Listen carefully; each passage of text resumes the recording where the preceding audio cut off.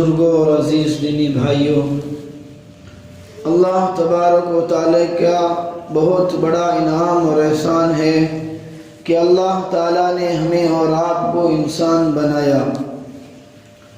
پھر اللہ تبارک و تعالیٰ نے انسان بنانے کے بعد ہمیں اور آپ کو مسلمان بنایا۔ ایمان کی دولت اللہ تعالیٰ نے ہمیں اور آپ کو عطا فرمائی۔ اللہ تعالیٰ نے ہماری پیشانی کو در در جھکنے کے بجائے اپنی ایک ذات وحدہ لا شریک لہ کے آگے جھکنے کی توفیق عطا فرمائی،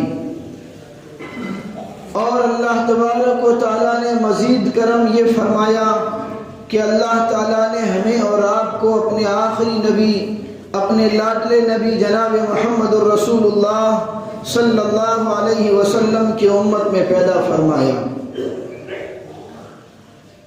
عزیزوں اور بزرگوں، اللہ تبارک و تعالیٰ نے جتنا مقام انبیاء میں اپنے آخری نبی جناب محمد الرسول اللہ صلی اللہ علیہ وسلم کو عطا فرمایا ہے، جو مقام و مرتبہ اللہ تعالیٰ نے اپنے آخری نبی کو تمام انبیاء کے مقابلے میں عطا فرمایا ہے، اسی طریقے سے اللہ تعالیٰ نے تمام انبیاء کو ملنے والی امتوں کے مقابلے میں اپنے محبوب کو ملنے والی امت کو عطا فرمایا ہے۔ حدیث میں نبی کریم صلی اللہ علیہ وسلم نے ارشاد فرمایا، کل قیامت کے دن میدان محشر کی سرگرمیوں میں جب اللہ تبارک و تعالیٰ جنتیوں کو جنت کی خوشخبری سنائیں گے، آقائے نامدار جناب محمد الرسول اللہ صلی اللہ علیہ وسلم نے ارشاد فرمایا، کوئی آدمی اور کوئی انسان اس وقت تک جنت میں داخل نہیں ہو سکتا جب تک کہ میں محمد الرسول اللہ صلی اللہ علیہ وسلم اپنے دست مبارک سے جنت کا دروازہ نہ کھول دوں۔ اسی طریقے سے اللہ کے رسول علیہ السلام نے ارشاد فرمایا، کوئی امت اس وقت تک جنت میں داخل نہیں ہو سکتی جب تک کہ میری امت جنت میں داخل نہ ہو جائے۔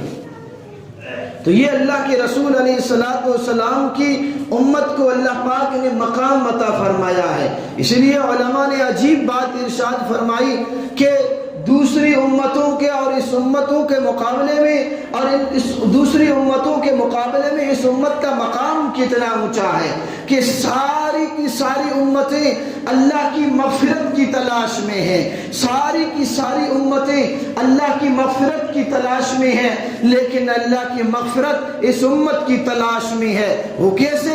اللہ کے رسول صلی اللہ علیہ وسلم نے ارشاد فرمایا، جب رات کا آخری پہر ہوتا ہے تو اللہ تبارک و تعالیٰ آسمان دنیا پر متوجہ ہوتے ہیں اور جو ہے صدا بلند کراتے ہیں فرشتوں کے ذریعے سے کہ ہے کوئی معاف کرنے والا، معافی مانگنے والا، ہے کوئی نادار، ہے کوئی مفلس، ہے کوئی اپنی ضرورتیں مانگنے والا، ہے کوئی گناہوں میں ڈوبا ہوا، آ جاؤ، آج تمہارا رب تمہیں معاف کرنے کے لیے پکار رہا ہے۔ اس لیے فرمایا کہ ساری امتیں جب مغفرت کی تلاش میں ہے، لیکن اللہ کی مغفرت خود اس امت کی تلاش میں ہے، اور فرمایا کہ ساری کی ساری امتیں جنت کی تلاش میں ہے اور جنت محمد الرسول اللہ صلی اللہ علیہ وسلم کے غلاموں کی تلاش میں ہے۔ تو بہت بڑا مقام ہے اس امت کا۔ اللہ تبارک و تعالیٰ نے اس دنیا میں اس امت کا وجود بخشا ہے۔ اللہ تعالیٰ نے ہمیں اور آپ کو اپنے آخری نبی کی جو امت میں پیدا فرمایا ہے، یہ ایک بہت بڑا انعام ہے اللہ تعالیٰ کی طرف سے۔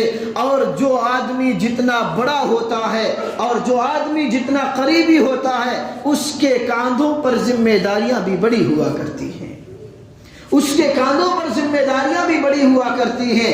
اللہ کے رسول علیہ السلام کو اللہ نے ساری کائنات کے لیے نبی بنا کر کے بھیجا، آپ کی نبوت کو قیامت تک کے لیے باقی رکھا گیا، آپ کو خاتم النبیین بنایا گیا، آپ کے بعد کسی نبی کا آنا پاسبل نہیں، کوئی نبی اس دھرتی پر نہیں آ سکتا۔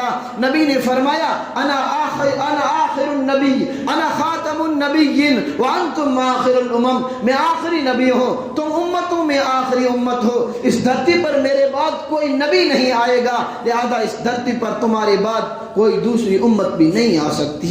اس لیے جو کام نبی کریم علیہ السلام کو عطا کیا گیا، جو مقصد نبی کریم علیہ السلام کو اللہ تبارک و تعالیٰ نے دے کر کے بھیجا، ویسے بھی انسان کو اللہ نے دنیا میں کیوں بنایا ہے؟ اللہ تبارک و تعالیٰ نے اس دنیا میں انسان کو بنایا، پیدا فرمایا، اور پیدا فرمانے کے بعد اللہ تبارک و تعالیٰ نے اس دنیا میں آنے کا مقصد بیان فرمایا، وَمَا خَلَقْتُ الْجِنَّ وَالْإِنسَ إِلَّا لِيَعْبُدُونَ، میں نے انسان اور جنات کو محض اپنی عبادت کے لیے پیدا کیا ہے۔ انسان کی تخلیق کا مقصد دنیا میں آ کر کے اونچی اونچی بلڈنگیں بنانا نہیں ہے، دنیا میں آ کر کے لمبے چوڑے کارخانے چلانا نہیں ہے۔ انسان کا مقصد دنیا میں آ کر کے اچھی اچھی گاڑیاں خریدنا یا لمبے چوڑے پلاٹ خریدنا نہیں ہے، بلکہ یہ تو انسان کی ضرورتیں ہیں۔ اللہ تبارک و تعالیٰ نے ضرورت کا وعدہ، اس دنیا میں انسان کو روزی کی ضرورت ہے، اللہ فرماتے ہیں کہ روزی کی ذمہ داری میں نے تمہیں لی ہے۔ جس ذات نے ماں کے پیٹ کے 3 اندھیروں میں تمہیں پالا ہو، جہاں سے روزی کا کوئی نظام بظاہر نظر نہیں آتا ہے، اللہ فرماتے ہیں میں نے تجھے ماں کے پیٹ میں پال کر کے 9 مہینے تک تیری پرورش کی ہے۔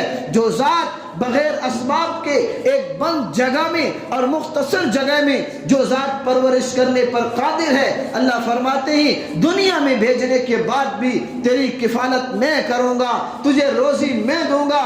وَفِي السَّمَاءِ رِزْقُكُمْ، تمہاری روزی کے فیصلے تو آسمان سے اترا کرتے ہیں۔ اللہ نے انسان تو کیا، انسان کو تو اللہ نے بنایا اپنا نائب اور خلیفہ ہے۔ جو ساری مخلوقات اللہ نے دنیا میں بنائی ہے، ان تمام مخلوقات کو بھی اللہ کھلاتے ہیں۔ اللہ نے قرآن کریم میں فرمایا وَمَا مِن دَابَّةٍ فِي الْأَرْضِ إِلَّا عَلَى اللَّهِ رِزْقُهَا وَيَعْلَمُ مُسْتَقَرَّهَا وَمُسْتَوْدَعَهَا۔ روئے زمین پر چلنے والا کوئی چوپایا، روئے زمین پر چلنے والا کوئی 4 پاؤں والا چوپایا ہو، یا 2 پاؤں والا انسان ہو، یا روئے زمین پر رینگنے والی مخلوق ہو، چونٹی سے لے کر ہاتھی تک جتنی بھی مخلوقات ہیں، اللہ فرماتے ان تمام مخلوقات کی روزی کا ذمہ میں اللہ نے لے رکھا ہے، اور اللہ کھلاتے ہیں ساری مخلوقات کو۔ تو اللہ تبارک و تعالیٰ یہ کہنے چاہ رہے ہیں کہ میرے بندے میں اتنی بڑی مخلوقات کو کھلاتا ہوں۔ حضرت سلیمان علیہ السلام کا واقعہ آپ کو یاد ہوگا کہ اللہ کی دربار میں اور اللہ کی جو ہے بارگاہ میں درخواست کی، الہ العالمین مخلوق کی دعوت کرنا چاہتا ہوں، ساری مخلوق کو ایک ٹائم کا کھانا کھلانا چاہتا ہوں۔ اللہ نے فرمایا میرے سلیمان رہنے دو، تمہارے بس میں نہیں ہے میری مخلوق کو کھلانا۔ ضد کے اللہ کے نبی تھے، اللہ جو جتنا پیارا ہوتا ہے وہ اپنی ضدیں منوایا کرتا ہے۔ ماں کے سامنے بچہ رو کر کے اپنی ضد منا لیتا ہے۔ جو بندہ اللہ کا قریبی ہوتا ہے وہ اللہ سے بھی ضدیں منوا لیا کرتا ہے۔ لہٰذا پیغمبر تھے، یا اللہ نہیں بس ایک ٹائم کے کھانے کی اجازت دیجئے۔ اللہ نے فرمایا جا سلیمان تیاری کر لے، کتنے دن چاہیے تیاری کر لے تو۔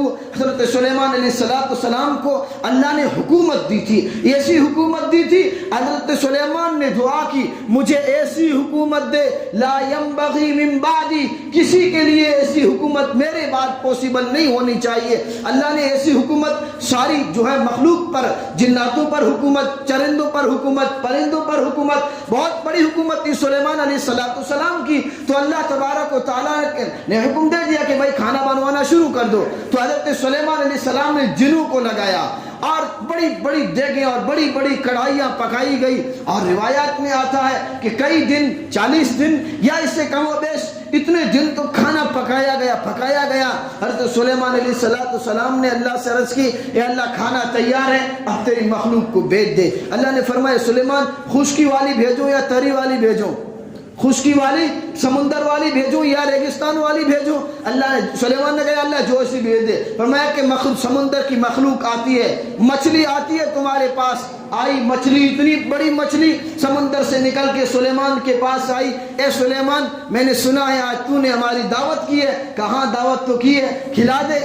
کھلا دے بھائی، کہا کہ کھانا شروع کر، کہ میں منہ پھاڑتی ہوں اور تم اندر ڈالنا شروع کرو۔ مچھلی نے منہ پھاڑا اور سلیمان علیہ السلام کے کارندوں نے اور جناتوں نے وہ کھانا پکا ہوا ڈالتے گئے، سارا 40 دن کا پکا ہوا کھانا ختم۔ ابھی مچھلی منہ پھاڑے ہوئے، سلیمان اور ڈالو، سلیمان اور ڈالو۔ سلیمان نے کہا کتنی نافرمان ہے، ساری مخلوق کا کھانا کھا گئی، اب بھی کہتی ہے اور ڈالو۔ حضرت جو ہے سلیمان علیہ السلام سے مچھلی کہنے لگی، اے اللہ کے نبی، تو نے آج آدھا لقمہ کھلایا ہے، اس پر بھی تو نے مجھے تانا دے دیا ہے۔ میرا رب ایسے مجھے روزانہ 3 لقمے کھلاتا ہے، آج تک میرے رب نے بھی مجھے تانا نہیں دیا۔